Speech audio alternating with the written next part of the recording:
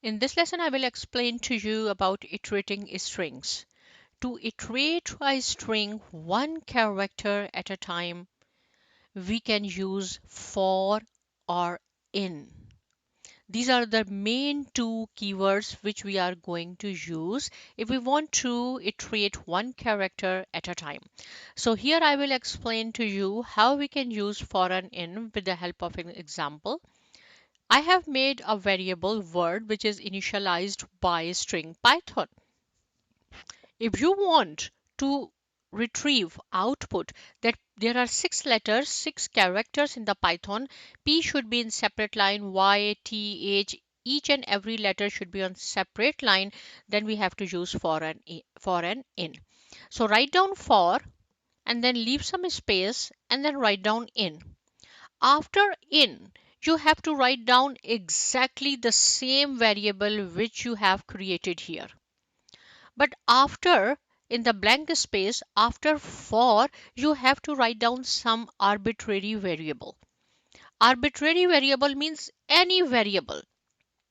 You can use any letter, any name, anything. Just like instead of this letter, if I will use programming, that is great, right? Any arbitrary variable you can use, but that variable should be valid. Now, what is the meaning of this valid? Means this string and the variable which we are going to use should have some link. If I say letter, that is fine because it has 6 letters. If I will use programming, that is fine because programming Python is the programming language. So when I will run it, see the output is Python. Each and every character in a separate line. And keep in mind when you will use the print function, use the arbitrary variable, not the initial variable. One more example I have made here for you. Here the word is chair, only to show you that we can use anything for and in. After in, we can use exactly the same variable, but after for, just write down valid variable. Any variable, because chair is the item. If I will use furniture, that is also fine.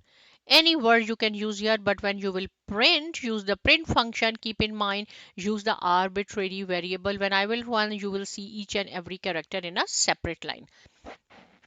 Here exactly same example of chair, but instead of item I have used ABC only to show you that you can use any arbitrary variable.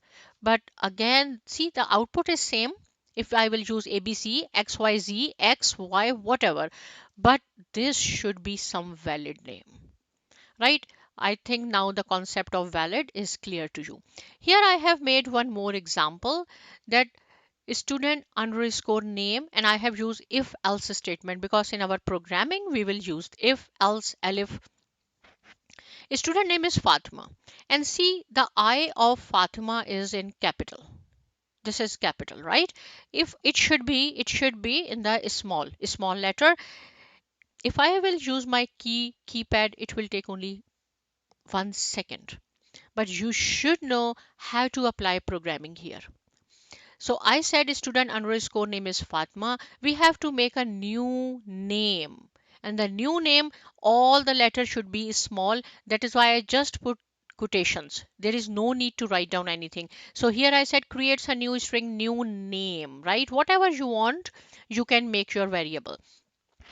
Now we have to use for and in statement. For, right, and then in. After in, exactly same variable which you had created here, but after for, you have to write down some arbitrary variable.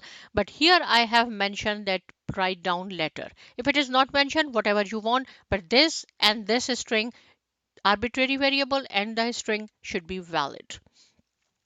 If letter dot upper is equal to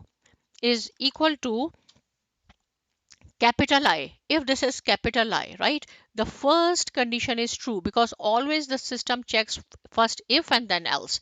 So if it is true, then new name should be letter dot lower. It will convert into lower.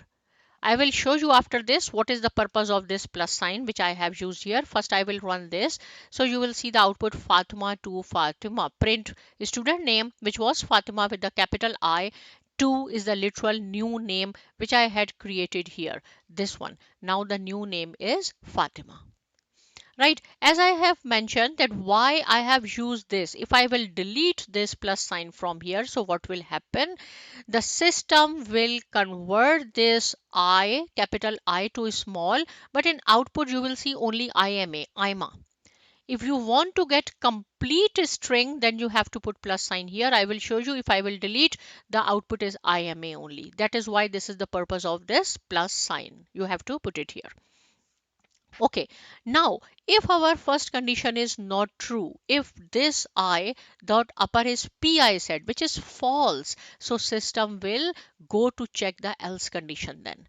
And when I will run the same output, Fatima to Fatima, because the first condition is true, right? Okay, now move on to the last example. Here I have made same Fatima only to show you that it is not always necessary that it should be a lower or it should be a capital. If it is lower, you can convert to this capital. Everything is same, but here you have to write down upper and here lower. Last time it was upper and lower, and run it, so you will see small I to Fatima. You can do the practice by using A, T, M, A, whatever you want. Change the name.